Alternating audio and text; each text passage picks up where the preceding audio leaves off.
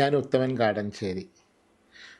ഉത്തര creations എന്ന ഞങ്ങളുടെ creative ചാനലിൻ്റെ ആദ്യത്തെ പ്രോഗ്രാമായ കണ്ണൻ സൂരജ് ദ ഫോട്ടോഗ്രാഫർ എന്ന ഡോക്യുമെൻ്ററിക്ക് നിങ്ങൾ നൽകിയ പിന്തുണയ്ക്ക് ഒരുപാട് ഒരുപാട് ഒരുപാട് നന്ദി. നിങ്ങൾക്കെല്ലാവർക്കും കൗതുകമുള്ള ഒരു പ്രോഗ്രാമായിട്ടാണ് ഞങ്ങൾ അടുത്തത് വരുന്നത്. കവിയും കവിതയും. ഏതു പിറവിയും നമ്മൾ കൗതുകത്തോടെയാണല്ലോ കാണുന്നത്. കവിതയും അങ്ങനെ തന്നെ. പ്രശസ്ത കവി ശ്രീ പി രാമചന്ദ്രൻ്റെ ലളിതം എന്ന കവിത എങ്ങനെ ജനിച്ചു എന്നുള്ളത് അദ്ദേഹം നിങ്ങളോട് പറയും. നമസ്കാരം, ഞാൻ പി രാമചന്ദ്രൻ. കവിതയെക്കുറിച്ച് പറയാനാണ് വന്നിരിക്കുന്നത്. എനിക്ക് പറയാൻ ഏറ്റവും ഇഷ്ടമുള്ള സംഗതിയും കവിതയാണ്. ഞാൻ 80കളുടെ അവസാനം തൊട്ട് കവിതകൾ എഴുതാൻ തുടങ്ങിയിട്ടുണ്ടെങ്കിലും എൻ്റെ ഏറ്റവും ശ്രദ്ധേയമായ രചനകളൊക്കെ വരുന്നത് 90കളിലാണ്. പ്രത്യേകിച്ച് 90s തുടക്കത്തിലാണ് ഞാൻ പ്രധാനപ്പെട്ട കവിതകളൊക്കെ എഴുതുന്നത്. എൻ്റെ ആദ്യ രചന മാതൃഭൂമി ആഴ്ചപ്പതിപ്പിൽ വരുന്നത് 1989 90 മറ്റുമാണ്.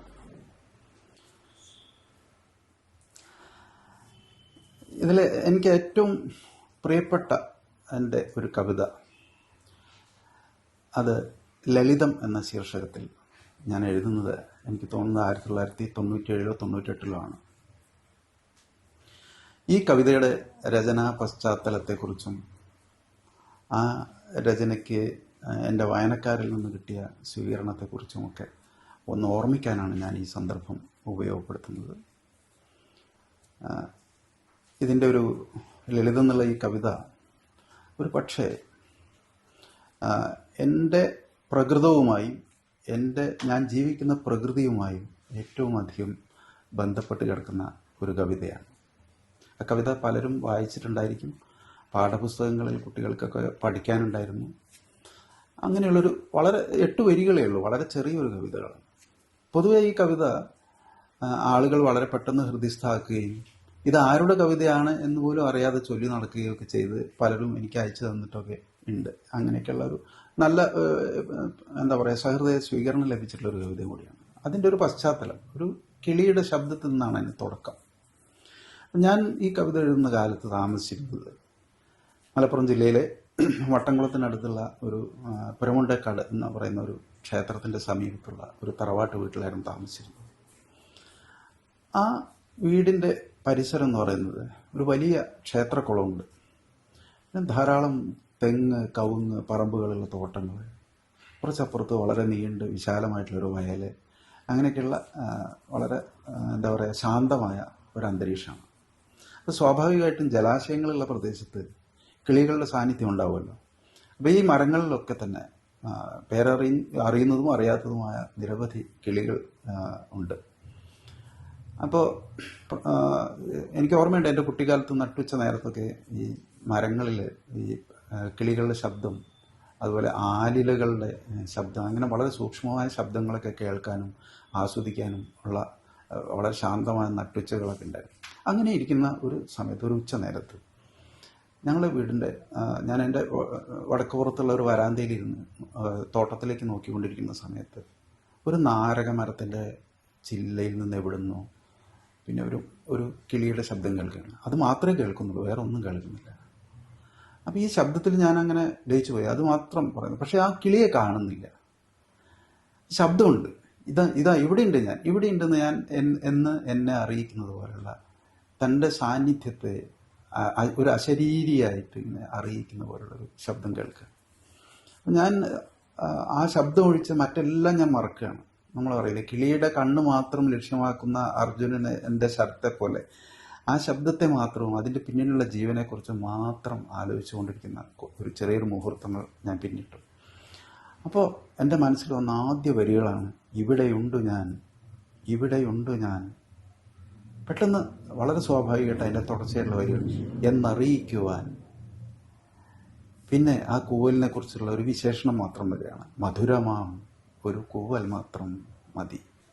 അത്രയും അത്രയും മതി ഞാനിവിടെ ഉണ്ട് എന്നറിയിക്കാം. ഒരു പക്ഷേ എൻ്റെ ഒരു പ്രകൃതത്തിൽ ഇതുണ്ട്. ഞാനങ്ങനെ വേദികളിൽ പ്രത്യക്ഷപ്പെടുന്ന ഒരാളല്ല. ഞാനിപ്പോഴും ഇരുന്നു കൊണ്ട് പ്രവർത്തിക്കുന്ന, അല്ലെങ്കിൽ പ്രത്യക്ഷത്തിൽ വരാൻ എനിക്ക് ഭയങ്കര മടിയുള്ള ഒരു ലജ്ജയുള്ള ഒരാളാണ് ഞാൻ ശരിക്കും. അപ്പം അതുപോലെ ഒളിഞ്ഞിരുന്നു കൊണ്ട് തൻ്റെ സാന്നിധ്യത്തെ അറിയിക്കുന്ന ഒരു കിളിയുടെ ഒരു സ്വഭാവം എൻ്റെ പ്രകൃതത്തിലുണ്ട്. പ്രകൃതിയിൽ തീർച്ചയായിട്ടും ഉണ്ട്. മിന്നാമിനുങ്ങുകളായാലും എല്ലാ പ്രകൃതിയിലെ എല്ലാ ജീവജാലങ്ങളും അതൊരിക്കലും അവരെ പ്രദർശിപ്പിക്കുന്നതിന് വേണ്ടി ഒരിക്കലും വരില്ല. അവർ ആനകളായിട്ട്, സിംഹങ്ങളായിട്ട്, പ്രകൃതിയിലെ എല്ലാ ജീവജാലങ്ങളും നോക്കുകയുള്ളൂ. അത് മരങ്ങളെയോ മേഘങ്ങളെയോ ഒക്കെ മറഞ്ഞുകൊണ്ട് അല്പം മാത്രമേ അവർ മനുഷ്യൻ മാത്രമാണ് അരങ്ങിൽ ഇങ്ങനെ വെളിച്ചത്തിൽ, നിറവെളിച്ചത്തിൽ നിന്ന് സ്വയം പ്രദർശിപ്പിക്കുന്ന ഒരു സ്വഭാവം കാണിക്കാറുള്ളത്. അപ്പോൾ ഇതിൻ്റെയൊക്കെ ഒരു പ്രത്യേകതകൾ, അല്ലെങ്കിൽ തൻ്റെ ജീവിതത്തെക്കുറിച്ച് താൻ ഇവിടെ ഉണ്ട് എന്നറിയിക്കാൻ ഇങ്ങനെയുള്ള വളരെ ചെറിയ ഈ സാന്നിധ്യത്തെക്കുറിച്ചുള്ള ചെറിയ സൂചനകൾ മാത്രം മതി. ഇതാണ് ജീവന്റെ പരമമായ ആവിഷ്കാരം എന്ന ഒരു തോന്നൽ എങ്ങനെയുണ്ടായി. ഉടനെ തന്നെ ഞാൻ ആ കിളിയുമായി ബന്ധപ്പെട്ട മറ്റ് കാര്യങ്ങളെക്കുറിച്ച് ആലോചിച്ചു. ആ കൂവൽ മാത്രം മതി.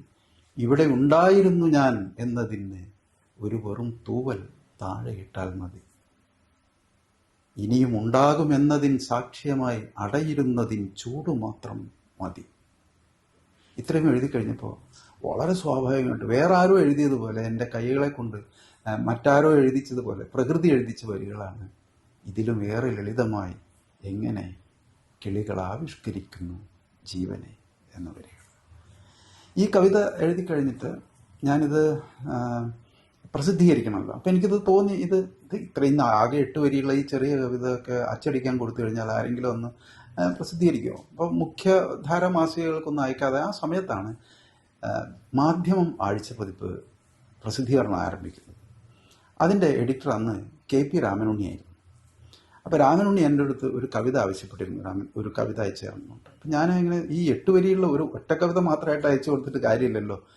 അപ്പോൾ വിചാരിച്ചിട്ട് അതിൻ്റെ കൂടെ മുറുക്കി അടച്ചിട്ടില്ല എന്ന് പറഞ്ഞിട്ട് ഇതുപോലെ ഒരു 5 8 വരികളുള്ള ഒരു കവിതയും കൂടി, 2 കവിതകൾ എന്ന് പറഞ്ഞിട്ട് ഞാൻ മാധ്യമം വാരികയ്ക്ക് വേണ്ടി KP രാമനുണ്ണിക്ക് അയച്ചു കൊടുത്തു. അത് അടുത്ത ആഴ്ചയിൽ തന്നെ പ്രസിദ്ധീകരിച്ച് വരികയും ചെയ്തു. എനിക്ക് ആദ്യം ആ കവിത വായിച്ചിട്ട് ഒരു അഭിനന്ദനം പറഞ്ഞത് KP രാമനുണ്ണിയാണ്. എന്നോട് രാമനുണ്ണി കണ്ടപ്പോൾ പറഞ്ഞു, ഈ ലളിതം എന്നുള്ള കവിത വളരെ മനോഹരമായിട്ടുള്ള കവിതയാണ് കേട്ടോ. അത് മാധ്യമത്തിലാണ് വന്നത്. ഒരു തുടക്കത്തിൽ, അന്നത്തെ ആദ്യകാലത്തെ മാധ്യമമാണ്, വലിയ പ്രചാരമൊന്നും തുടങ്ങിയിട്ടില്ല.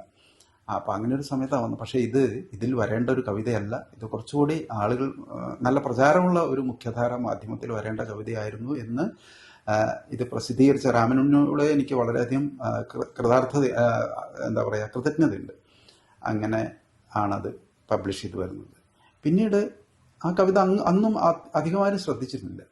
പക്ഷേ പിന്നീട് കുറേ കാലത്തിന് ശേഷം അതെങ്ങനെയോ ആളുകൾ അറിയുകയും ചൊല്ലി നടക്കുകയൊക്കെ ചെയ്തിട്ടുണ്ട്.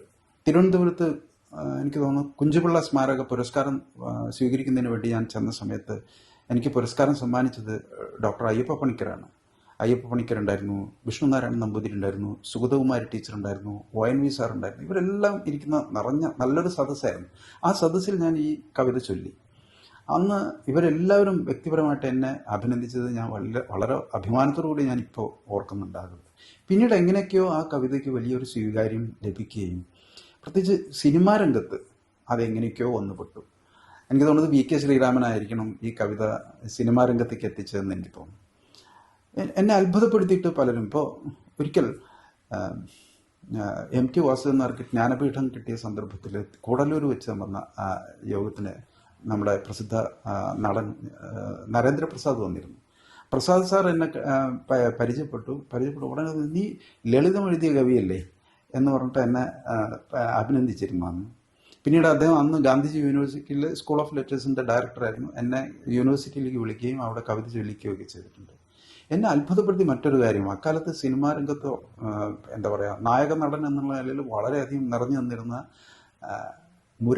നടൻ മുരളി ഒരു ദിവസം എന്നെ ഫോൺ ചെയ്യണം, എന്നിട്ട് ഈ ലളിതം എന്നുള്ള കവിത ചൊല്ലിത്തരും. ഞാൻ ഞെട്ടിപ്പോയത്. കാരണം ഞാൻ തീരെ പ്രതീക്ഷിച്ചില്ല. പക്ഷെ അങ്ങനെ എങ്ങനെയൊക്കെയോ ആളുകൾ വഴി അത് പലരും അറിഞ്ഞ് അതിന് പ്രചാരം കിട്ടി. പിന്നീട് അത് പാഠപുസ്തകങ്ങളിൽ വരുന്നു. കുട്ടികൾ ഇന്നും എനിക്ക് പലരും ഈ കവിത ചൊല്ലിയിട്ട് ഇപ്പം വാട്സപ്പ് വഴിയോ അല്ലെങ്കിൽ ഈ റീലുകളിലൊക്കെ ഇട്ടിട്ടും എനിക്ക് അയച്ചു തരാറുണ്ട്. എൻ്റെ ലിങ്കുകളൊക്കെ എനിക്ക് അയച്ചു തരാറുണ്ട്. ഒരു പക്ഷേ അത് എൻ്റെ തന്നെ ജീവിതമായതുകൊണ്ടായിരിക്കാം, എൻ്റെ തന്നെ ജീവിതത്തിൻ്റെയും അല്ലെങ്കിൽ ഏറ്റവും എന്താ പറയുക, മറ്റൊരു കാപട്യത്തില്ല, ഏറ്റവും ലളിതവും ആയിട്ടുള്ളൊരു കവിത ആയതുകൊണ്ട് തന്നെ ആയിരിക്കണം ഒരു പക്ഷേ ലളിതം ഏറ്റവും സങ്കീർണമായ ഒരു കവിതയും ആയിത്തീർന്നത്. വളരെ നന്ദി, നമസ്കാരം.